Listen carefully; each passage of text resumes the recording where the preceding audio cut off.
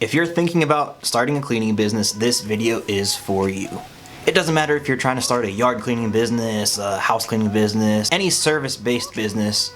We're gonna take it from concept, just an idea in your head, all the way through a physical, actual thing that you could show and tell people and start your cleaning business. Now, if this is your first dive into entrepreneurship or owning your own business or starting your own business, we're going to cover some basic business principles as well throughout this video to help you along. Everything I talk about in today's video, I'm going to give you for free. It'll be linked down in the description below. All the designs, all the spreadsheets, everything I'm going to go over, no strings attached.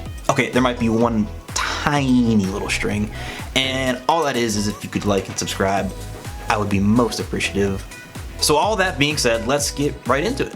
Now also, before we begin, all the principles and concepts and things I'm doing in today's video aren't just for a cleaning business. These principles can be applied to just about any service-based business you want to start. For today's video and demonstration purposes, we're going to create a yard cleaning business that specializes in pet waste removal.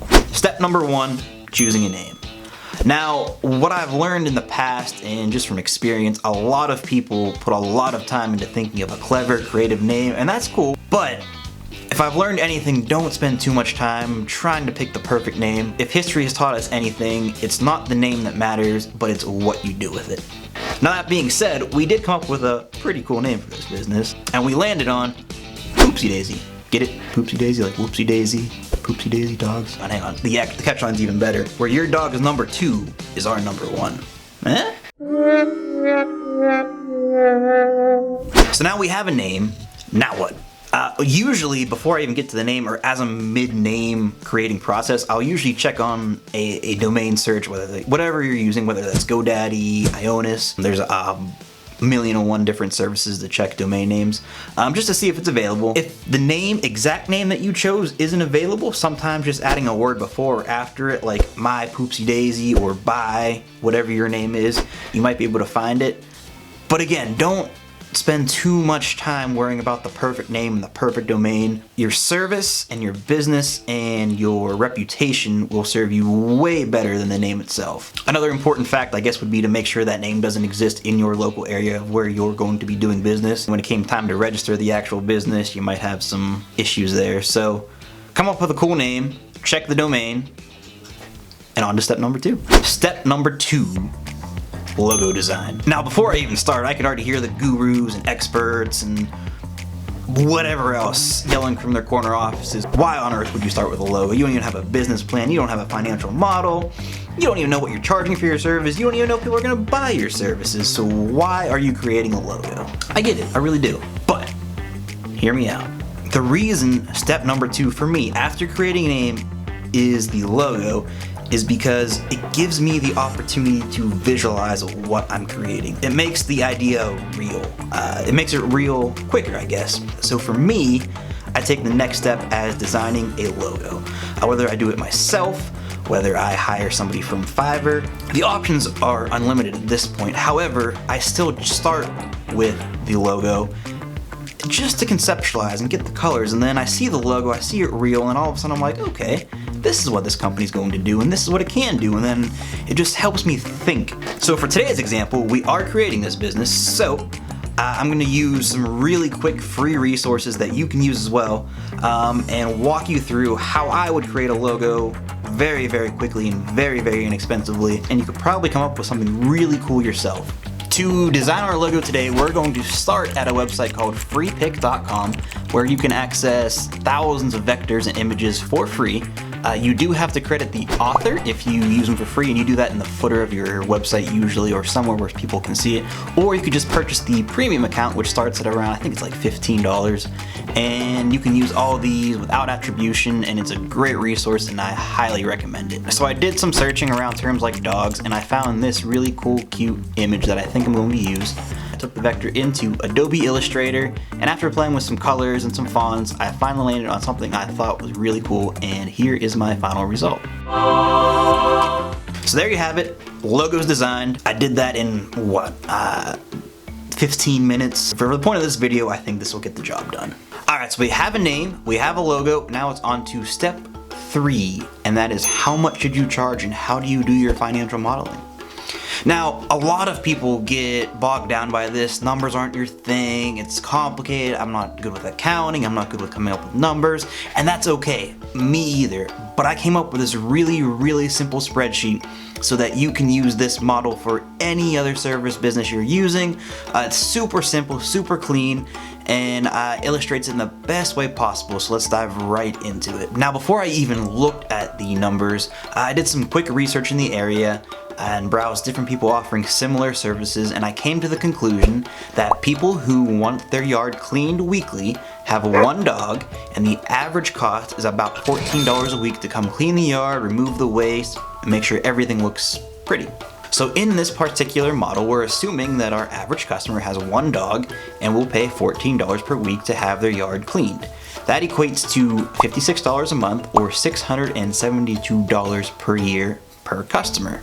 Now let's assume one customer will be with us 1 year. Now hopefully they'll be with us much longer, but for the sake of argument and for the sake of this demonstration, let's just assume they'll be with us for 1 year. So at $672, we could say that that is our customer lifetime value, or CLV as you may hear in the business world. When we know how much a customer is worth to us, we know how much we'd be willing to pay to acquire said customer. That's what's known as our customer acquisition costs.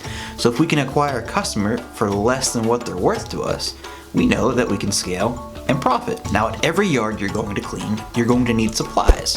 And in this case, that includes bags, door hangers to show them whenever you're done to show that the yard has been cleaned, and gloves. So based on bulk pricing, we could assume that bags are going to cost you roughly 20 cents, the door hanger is another 10 cents, and the gloves yet another 10 cents. Now, of course, you have to transport between clients and things of that nature, and we're assuming that it's about a 2.5 mile distance between houses. And based on the calculation, we can estimate that's going to cost you about $3. Now, the last piece of this puzzle is the labor. Now, this labor could either be you, or it could be somebody you hire. But for the case, let's assume it's you, and let's assume that you want to pay yourself $20 per hour. Now, let's make one more assumption, and that assumption is that you could clean 1 yard in 20 minutes. So that means that each yard is costing you roughly $6.67 in labor, bringing your total cost of revenue down to, or up to, I should say, $10.07. The best way to summarize what cost of revenue is, think of it like this. If you didn't get this client, this one customer, whoever they may be, would you incur these costs? And if the answer is no, it belongs in this category. So on a per yard basis, that gives us a gross profit of $3.93, or roughly 28%. Now let's assume we picked up 100 yards.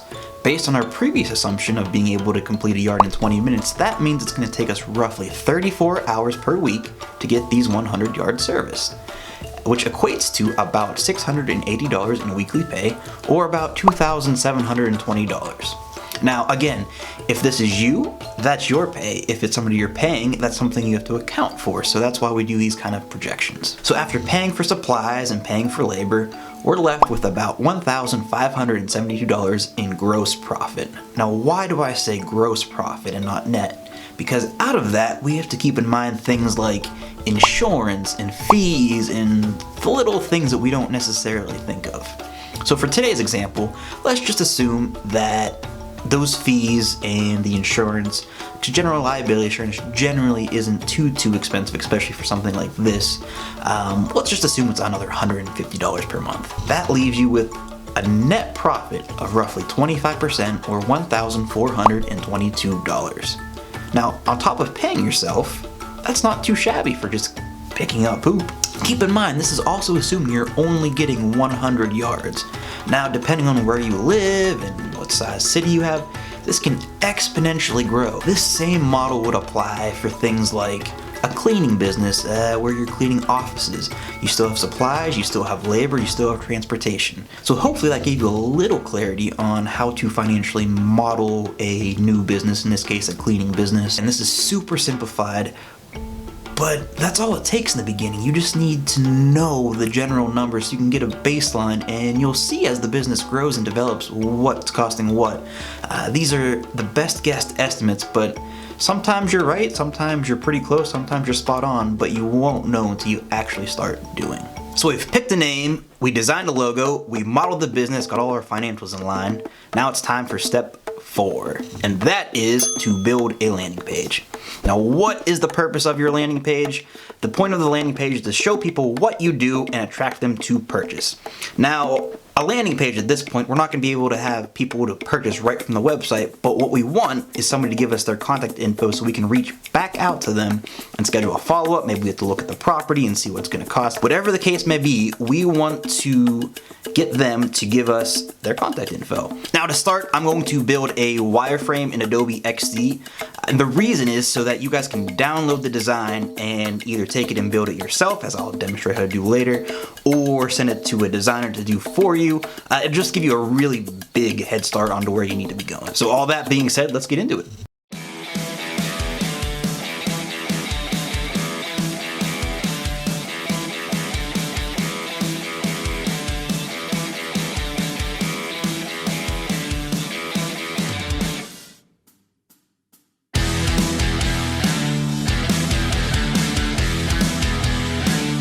Alright, there you have it, done. It's very clean, very minimal, but it gets the job done. It gets the point across, it shows what services we offer, it shows what we can do, and it gives a very professional feel and look for any type of service-based business. Now the next step I'm going to do for you is I'm going to take this wireframe and design and actually build it on an actual website. If you're interested in learning a full tutorial on that, I'm more than happy to do that. Please let me know in the comments. I would be happy to create a tutorial to show you guys how it's done. So I'm taking that design and building it out on WordPress using the theme called Divi. So there you guys have it. Now we have a really cool landing page that's live and active, but there's one last thing we got to add before we could really make this live, and that is adding a service that we can collect the emails. I use a simple software called Klaviyo, and I say simple, but it's actually incredibly valuable. It shows you all kind of insights, way more than you need at this level. However, it's free up to the first 250 contacts. It'll get you up and running, or you can use it in the case that we're using it today, and that's just to gather a list of leads from your landing page that you could reach back out to. Now, if you've noticed, we don't have very many bells and whistles on this website, and that was intentional. We kept it simple, we kept it to the point, and the reason being is because we want to roll out a product, or in this case our service, as quickly as possible to test our hypothesis. Our hypothesis is that this service is needed in the area that we're in. And to prove that, we got to put it out to the public and see. So there's no sense in going and putting all these bells and whistles, adding a subscription model, being able to pay online, all these fancy things, because priority number 1 at this point is getting customer number 1. This process in the startup world or any business world is what's referred to as the MVP, or minimum viable product. This enables you to get something out to the public as quickly as possible to make sure that it's what they want and something they will actually use before you start building out all those extra features and bells and whistles that they may never use. So generally speaking, build it and they will come isn't necessarily the best mindset to have when you're starting a new business.